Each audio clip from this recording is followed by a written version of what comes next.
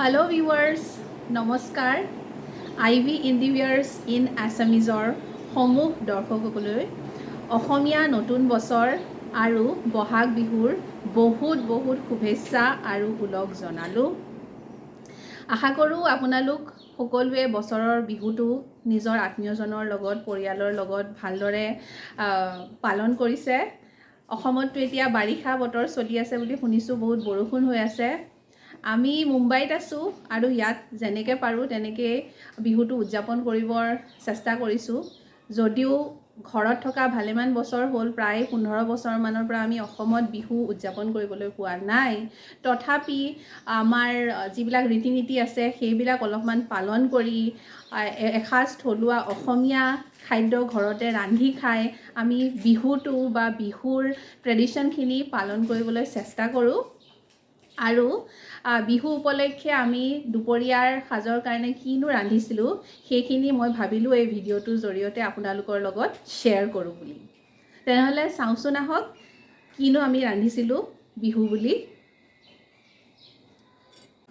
আৰু আজিৰ আমাৰ থালিখনত আছে অসমীয়া ষ্টাইলত বনোৱা তিল দিয়া মুৰ্গী মাংস, মাছৰ টেঙা, মটৰ আৰু বিলাহীৰ সৈতে পাতলকৈ বনোৱা আৰু অসমীয়া ষ্টাইলত ভজা বেঙেনা ভাজি।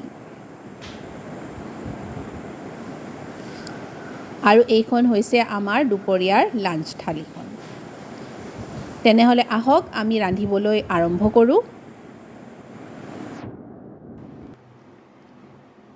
তিল চিকেন বনাবৰ কাৰণে আমি প্ৰথমতে 1 কিলো লোকেল চিকেন লৈছোঁ।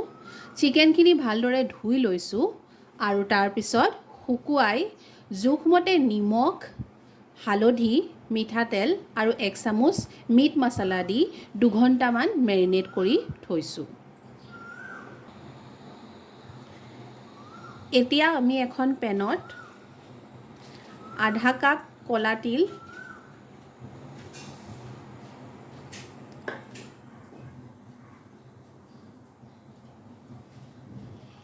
কেইটামান গোটা জালুক, গোটা কলা জালুক,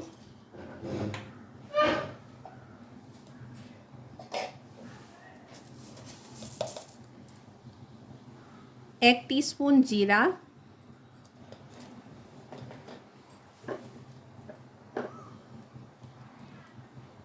3টা ইলাচি আৰু 1 টুকুৰ ডালচেনি একেলগে দি 2-3 মিনিট সময় কম জুইত ৰোষ্ট কৰি ল'ম ভালদৰে। 2-3 মিনিট সময় কম জুইত লৰচৰ কৰি মছলাখিনি ৰোষ্ট কৰাৰ পিছত তাৰ পৰা এটা ধুনীয়া গোন্ধ ওলাব ধৰিছে, ৰোষ্টেড গোন্ধ। এতিয়া মই বাৰ্ণাৰটো অফ কৰি দিছোঁ আৰু এই মছলাখিনিৰ এটা পাউডাৰ মই মিক্সিত বনাই ল'ম। এনেদৰে আমাৰ এটা তিলৰ ধুনীয়া এটা পাউডাৰ পেষ্ট এটা ৰেডি হৈ গৈছে, যিটো মই পিছত আমাৰ চিকেনৰ আঞ্জাখনত ব্যৱহাৰ কৰিম। এতিয়া আহোঁ আমাৰ চিকেনৰ গ্ৰেভিটোলৈ, আঞ্জাখনলৈ। আঞ্জাখন বনাবৰ কাৰণে মই এখন পিতলৰ কেৰাহী, ডাঙৰ কেৰাহী বাৰ্ণাৰত উঠাই দিছোঁ আৰু এতিয়া আমি কিছু মিঠাতেল জোখমতে গৰম কৰি ল'ম। এয়া মই মিঠাতেল ঢালি দিছোঁ।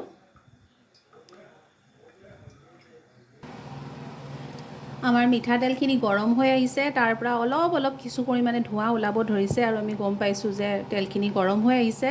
আৰু এতিয়া মই তেলত 3টা আলু ডাঙৰকৈ কটা ভাজ খাবলৈ দি দিম।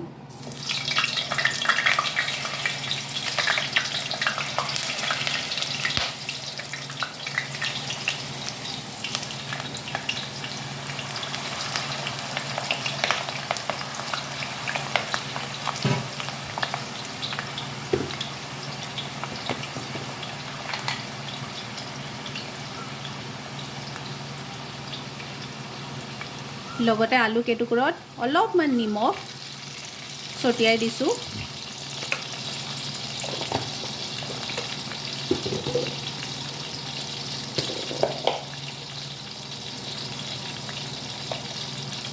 আৰু অলপমান হালধি।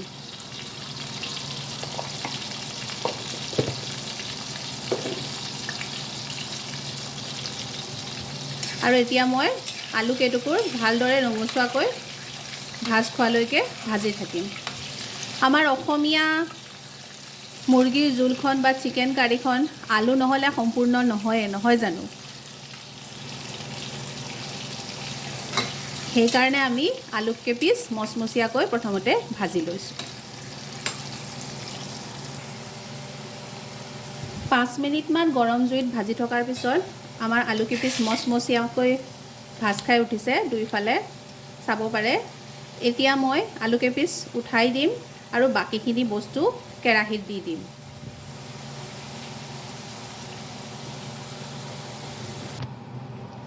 এতিয়া আমি একেখিনি তেলতে এখন তেজপাত দি দিছোঁ, এটা শুকান জলকীয়া ভাঙি দি দিছোঁ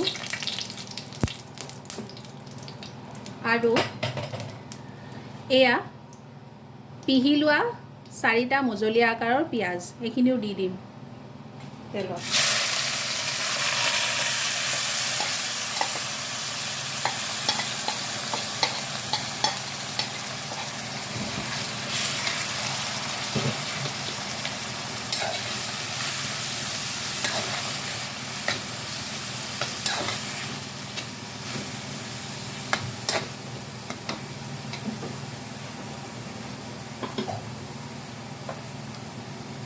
পিঁয়াজৰ লগতে এয়া বটি লোৱা নহৰু আৰু আদাও আছে, এটুকুৰা আদা আৰু এটা নহৰু বটি লোৱা।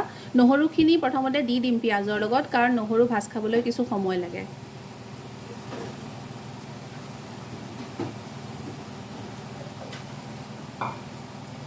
এতিয়া আমি এই মছলাখিনি কিছু সময় ভজা গোন্ধ ওলোৱালৈকে ভাজিম আৰু তাৰপিছত চিকেনখিনি ইয়াত যোগ কৰি দিম। এইখিনি সময়ত মই গেছটো বঢ়াই দিছোঁ, কাৰণ প্ৰথমতে পিঁয়াজৰ পৰা বহুত পানী ওলায়, গতিকে পিঁয়াজটো ভালদৰে ভাজ খাবৰ কাৰণে গেছটো মই এতিয়া হাই ফ্লেমত দি দিছোঁ।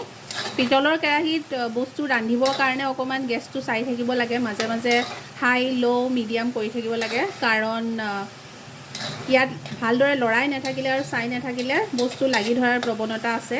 গতিকে এতিয়া মই গেছটো বঢ়াই দিছোঁ আৰু পিঁয়াজখিনি ভালদৰে ভজা গোন্ধ ওলোৱালৈকে ভাজ খাবলৈ দিছোঁ। 5 মিনিটমান হাই ফ্লেমত ভজাৰ পিছত, একেলেঠাৰে লৰাই ভজাৰ পিছত পিঁয়াজখিনিৰ পৰা ভজা ভজা গোন্ধ ওলাইছে আৰু আপোনালোকে দেখিছে যে তেল বিৰিঙিবলৈ ধৰিছে, পানী শুকাই গৈছে।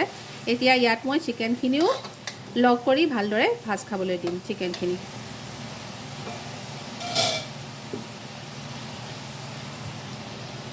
এয়া আমাৰ চিকেনখিনি ইয়াত এড কৰি দিছোঁ মই, 1 কেজি চিকেন।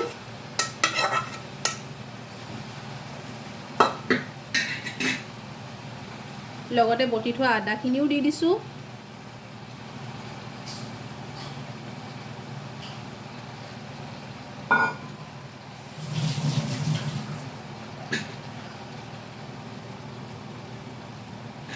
আৰু গোটেইখিনি বস্তু এতিয়া ভালদৰে মই কিছু সময় খোলাকৈ ভাজিম আৰু জুইটো কম বেছ কৰি থাকিম।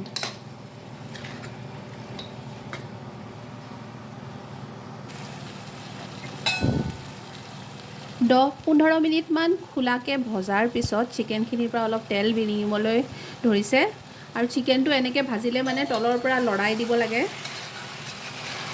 যাতে গোটেইখিনি চিকেন ভালদৰে ভাজ খায় সম পৰিমাণে। এতিয়া 15 মিনিটমান হৈ গৈছে ভজা। এতিয়া কিছু সময় মই ঢাকন দি চিকেনখিনি ভাজ খাবলৈ দিম। এয়া মই ঢাকন লগাই দিছোঁ, কিন্তু তাৰ মাজে মাজেও মই চিকেনটো চাই থাকিম যাতে তলত লাগি নধৰে। আৰু 10 মিনিট সময় এনেদৰে ঢাকন দি ভজাৰ পিছত মাজে মাজে তাৰ মাজত মই লৰাইও আছোঁ। এতিয়া মাংসখিনি চিকেনখিনি সম্পূৰ্ণৰূপে ভাজ খাই উঠিছে, তেল বিৰিঙি আহিব ধৰিছে।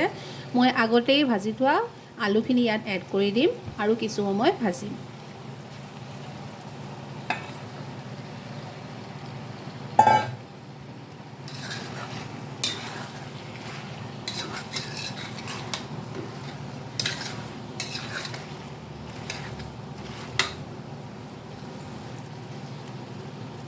আলুখিনি দিয়াৰ 2 মিনিট পিছত মই এতিয়া তিলৰ মিক্সাৰটো তাত এড কৰি দিম।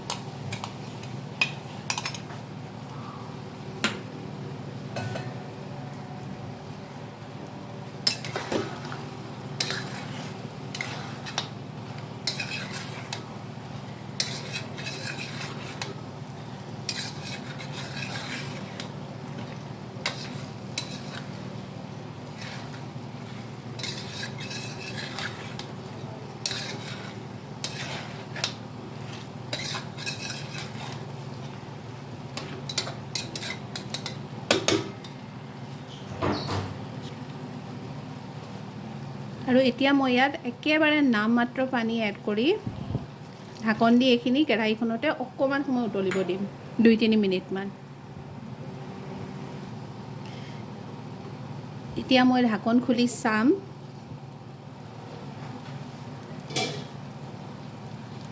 আৰু আমাৰ চিকেনখিনি তিলৰ পেষ্টটোৰ লগত ধুনীয়াকৈ মিক্স হৈ গৈছে, আপোনালোকে দেখিব পাৰিছে। এয়া প্ৰায় 45 মিনিটমান চিকেনখিনি ৰন্ধাৰ পিছত। আৰু এতিয়া আমি কি কৰিম, লোকেল চিকেন ভালদৰে সিজিবলৈ অকণমান সময় লাগে, সেইকাৰণে এই চিকেনখিনি মই এতিয়া কুকাৰত ট্ৰান্সফাৰ কৰি দিম আৰু 3টা চিটিলৈকে 3টা হুইচেল অহালৈকে কুকাৰত চিকেনখিনি ৰান্ধিম পানী দি। এতিয়া আমাৰ চিকেনখিনি আমি কুকাৰলৈ ট্ৰান্সফাৰ কৰি দিলোঁ আৰু ইয়াত জোখমতে পানী যোগ কৰি দিলোঁ, প্ৰায় 1.5 কাপমান পানী যোগ কৰি দিছোঁ।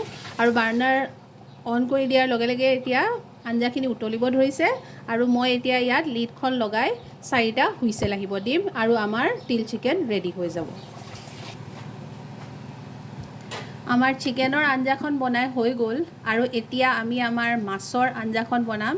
যিহেতু তিল চিকেনটো অকণমান স্পাইচি হৈছে, তাত অলপমান মছলা আছে, গতিকে মাছৰ আঞ্জাখন অকণমান আমি পাতলীয়া আৰু টেঙা ধৰণৰ কৰিম। এনেকৈ বেলেগ বেলেগ ব্যঞ্জনবিলাকত বেলেগ বেলেগ অকণমান কণ্ট্ৰাষ্ট থাকিলে খায়ো ভাল লাগে। আৰু মাছৰ আঞ্জাৰ কাৰণে মই লৈছোঁ এয়া অতি সহজতে আৰু কম সময়তে বনাব পৰা মাছৰ টেঙা আঞ্জা। এয়া লৈছোঁ প্ৰায় 1/2 কাপমান সতেজ মটৰ, 4টা মিডিয়াম মজলীয়া বিলাহী স্লাইচ কৰি লৈছোঁ, 1টা মিডিয়াম পিঁয়াজ স্লাইচ কৰি লৈছোঁ আৰু 2টা কেঁচা জলকীয়া এনেকৈ তলৰ ফালে কাটি লৈছোঁ। এতিয়া কেৰাহীখন গৰম কৰি থোৱাই আছে, ইয়াত মই জোখমতে মিঠাতেল দি দিম।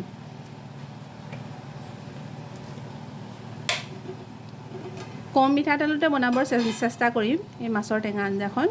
এই প্ৰায় 2 চামুচমান মিঠাতেল দি দিছোঁ।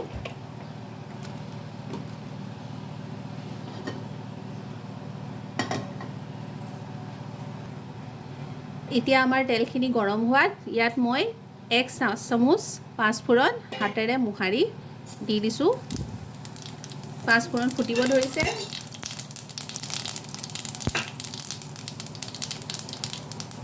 আৰু এতিয়া ইয়াত মই মোৰ জলকীয়া 2টা দি দিম।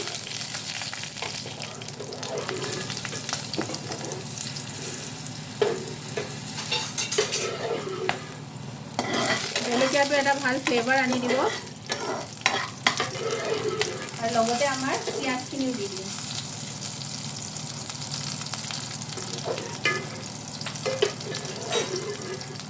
পিঁয়াজখিনি দি দিলোঁ।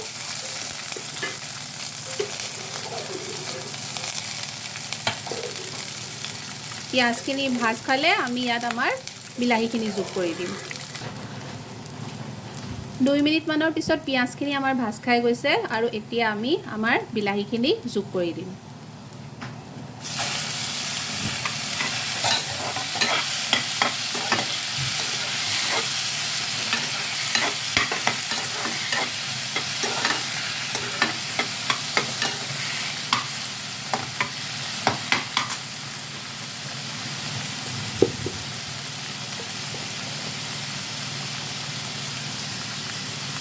এতিয়া মই ইয়াত জোখমতে নিমখ দি দিম। 1 চাহ চামুচ নিমখ দিছোঁ ইয়াত।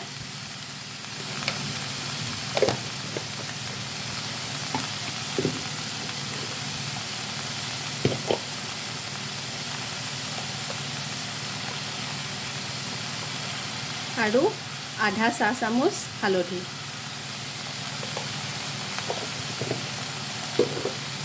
এতিয়া গোটেই বস্তুখিনি মই ভালদৰে ভাজ খাবলৈ দিম।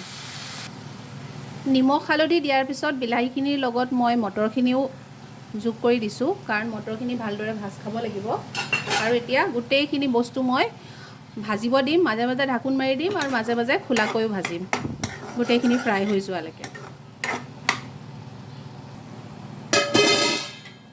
10 মিনিটমান ভজাৰ পিছত আমাৰ গোটেই মিশ্ৰণখিনি ভালদৰে ভাজ খাই গৈছে, বিলাহী গলি গৈছে আৰু মটৰখিনিও ভালদৰে ভাজ খাইছে। এতিয়া ইয়াত মই অলপমান গৰম পানী এড কৰি এইখিনি ভালদৰে উতলিবলৈ দিম গ্ৰেভিটো, আৰু সেইখিনি সময়তে আমাৰ মাছ কেইপিচো ভাজি ল'ম।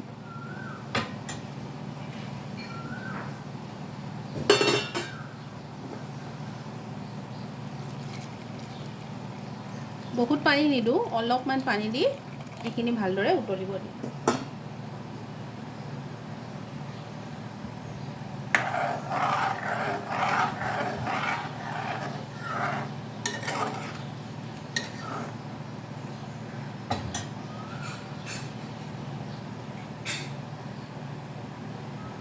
পাঁচ 10 মিনিটমান এইখিনি উতলিব দিম। এতিয়া আনফালে মই এখন ফ্ৰাই পেনত মিঠাতেল গৰম কৰি লৈছোঁ আৰু তাত এতিয়া আমাৰ মাছৰ পিচ কেইটুকুৰা ভালদৰে মই ভাজি ল'ম।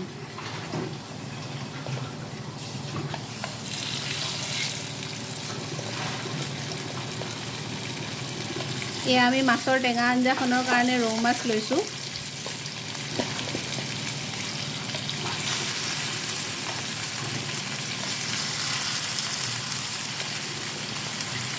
আৰু দুইফালে অলপ ৰঙচুৱা হোৱালৈকে মাছখিনি ভাজিব দিম।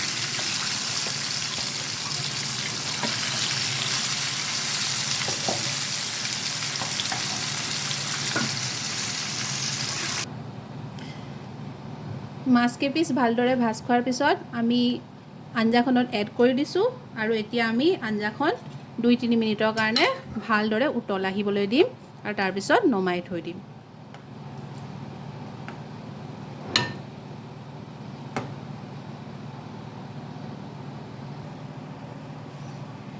এতিয়া আমি আমাৰ লাষ্ট আইটেমটো বনাম আৰু সেইটো হৈছে বেঙেনা ফ্ৰাই।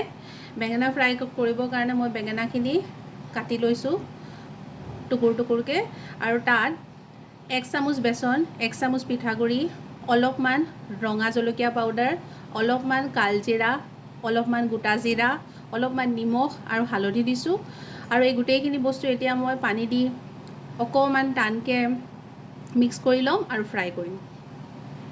ইতিমধ্যে মই তেল গৰম কৰিয়ে থৈছোঁ। এয়া অকণমান পানী দি বেঙেনাটোৰ জাষ্ট গাত মছলাখিনি লাগি যোৱাকৈ অকণমান পানী দি দিছোঁ আৰু এতিয়া মই বেঙেনাবিলাক ভাজি যাম।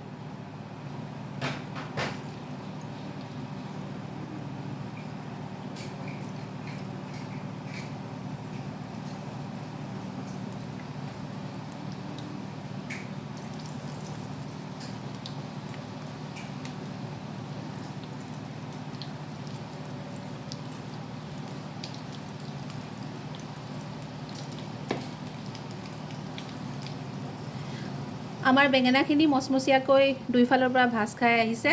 এতিয়া আমি বেঙেনাখিনি উঠাই ল'ম তেলৰ পৰা। আৰু এয়া আমাৰ বিহু স্পেচিয়েল লাঞ্চ ৰেডি হৈ গৈছে। থালিত আছে ভজা ৰৌ মাছ, বেঙেনা ভজা, ভাত, প্লেইন ৰাইচ, এইফালে আছে ৰৌ মাছৰ বিলাহী মটৰ দি টেঙা আঞ্জা আৰু এইফালে আছে তিল দি ৰন্ধা লোকেল মুৰ্গীৰ আঞ্জা।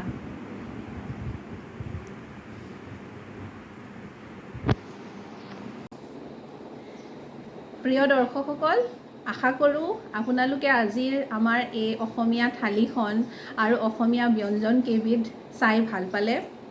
অসমৰ বাহিৰত থাকি কিছুমান বস্তু ইনগ্ৰেডিয়েণ্টছ গোটোৱা অলপ টান হৈ পৰে, তথাপিতো চেষ্টা কৰিছোঁ এটা অসমীয়া সোৱাদ আনিবলৈ এই থালিখনত। আশা কৰোঁ আপোনালোকে এই ৰেচিপিকেইটা নিজৰ ঘৰত বনাই চাব, নিজৰ ফেমিলিৰ লগত আত্মীয়জনৰ লগত বনাই এসাঁজ একেলগে খাই তাৰ আনন্দ ল'ব আৰু কেনেকুৱানো পালে মোৰ ৰেচিপিকেইটা কমেণ্টৰ জৰিয়তে মোক জনাব নিশ্চয়। আকৌ এবাৰ আপোনালোক সকলোলৈকে নৱবৰ্ষৰ আৰু এই ঋতুৰ বহাগ ঋতুৰ অশেষ অশেষ শুভেচ্ছা জনালোঁ আৰু আশা কৰোঁ আপোনালোক IB ভিউৱাৰ্ছৰ লগত টিউনড থাকিব, আহি থকা ভিডিঅ'বিলাক চাব, লাইক কৰিব, আপোনাৰ নিয়েৰ এণ্ড ডিয়েৰ ওৱানৰ লগত শ্বেয়াৰ কৰিব আৰু মোৰ চেনেলটি ছাবস্ক্ৰাইব কৰিবলৈ নাপাহৰিব। তেনেহ'লে আজিলৈ আহোঁ। বহুত বহুত ধন্যবাদ।